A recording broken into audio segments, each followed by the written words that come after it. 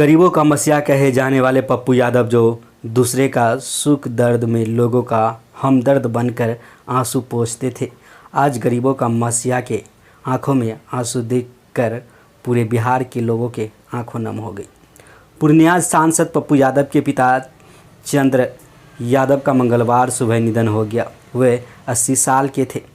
चंद्र यादव का पैतृक शरीर देर शाम पटना एम्स से उनके पैतृक गांव मधेपुरा के खुर्दा गांव पहुंचा।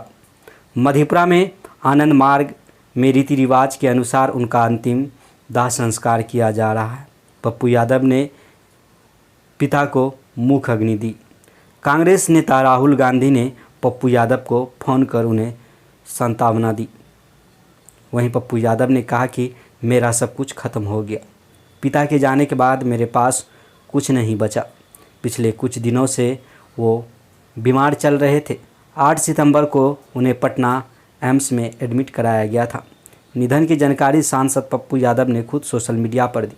उन्होंने लिखा कि पप्पा नहीं रहे। एक और पोस्ट उन्होंने लिखा, मेरी दुनिया उजड़ गई।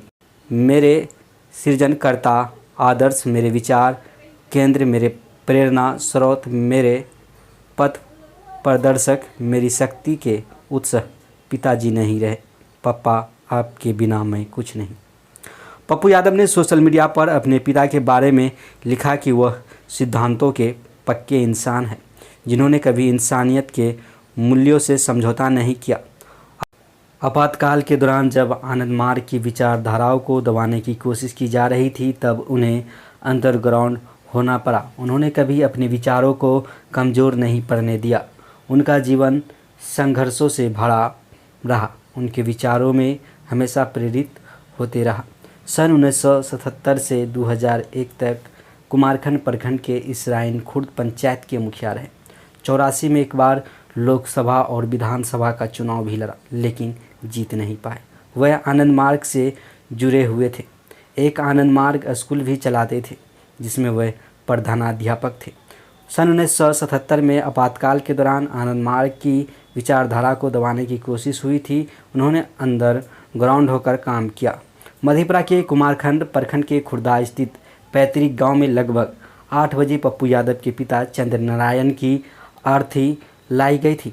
पारिवारिक सदस्यों के साथ सांसद पप्पू यादव और उनके बेटे सार्थक रंजन ने आरती को कंधा दिया।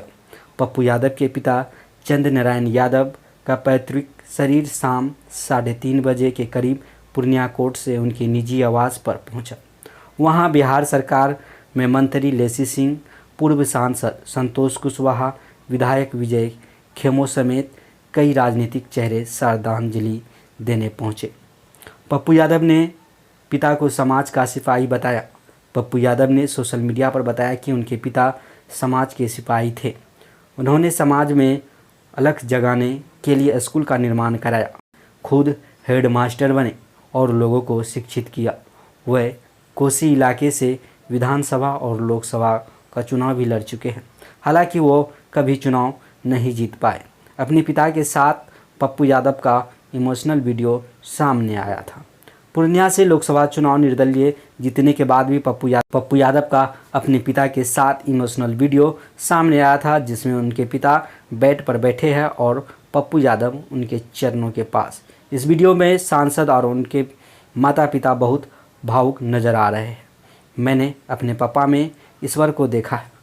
पप्पू यादव ने सोमवार को भी पिता की बिगड़ती तबीयत को देख पप्पू यादव ने सोशल मीडिया पर अपनी भावना व्यक्त की थी।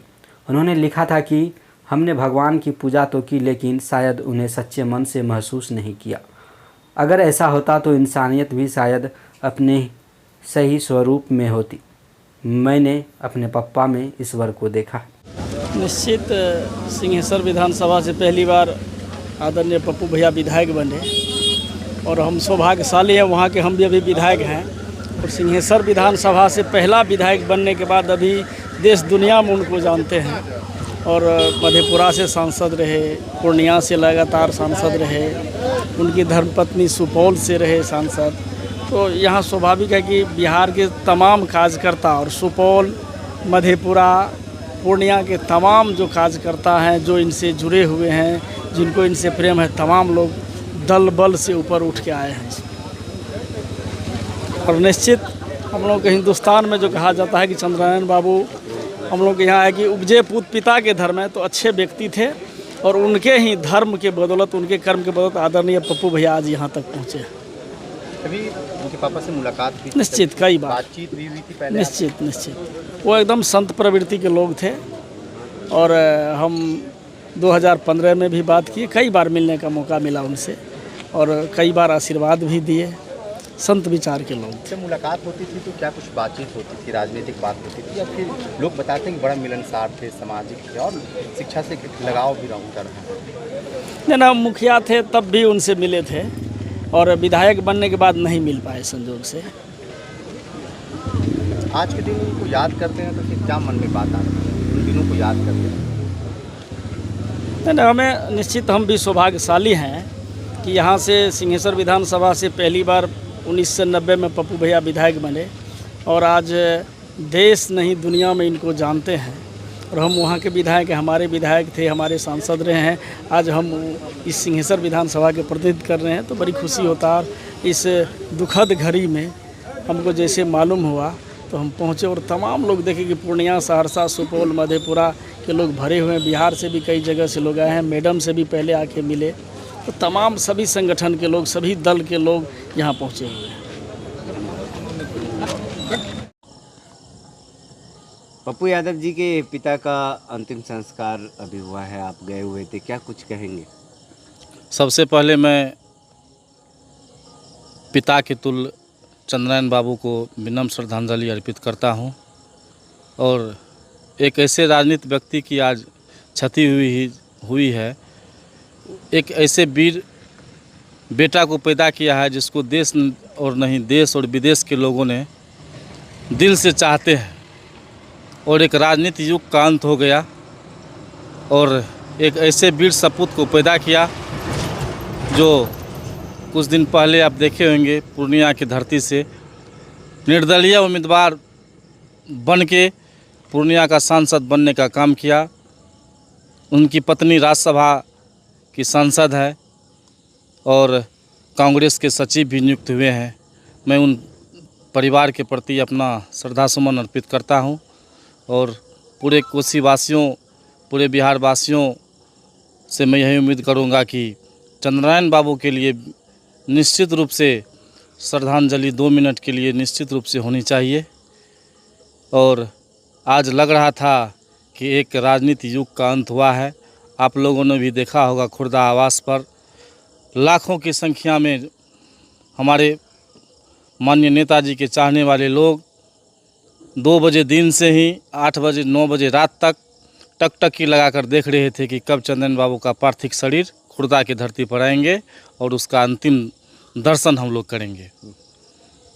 क्या नाम है? मुकेश कुमार, उप प्रमुख सिंहेश्वर।